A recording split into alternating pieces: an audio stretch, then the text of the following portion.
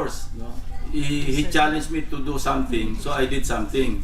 And I found out that the regional office 1, Region 1 ng PhilHealth is housed in a building. I have here the copy of the contract of lease owned by Secretary Duque. It is located in Tapuac District in Dagupan City, no?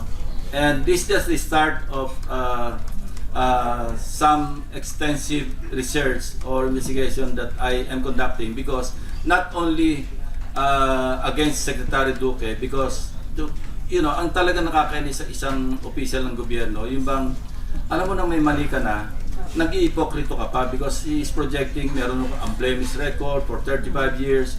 Now look, in 2004, if you recall, yung GMA, Greater Medical Access, na ginamit yung Medicare Fund, yung OWA Medicare Fund, dinivert nila papunta sa pagbili ng PhilHealth cards.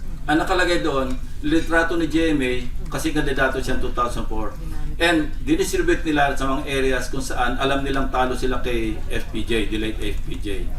But that is not enough, ano?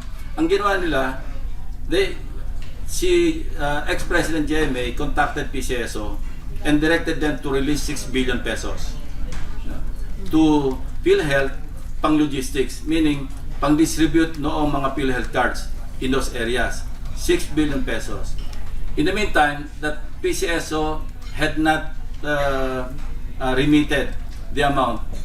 PhilHealth advanced the 6 billion pesos.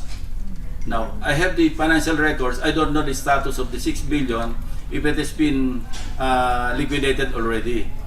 But yung 6 billion, pinambili ng mga sasakyan, sa mga LGUs.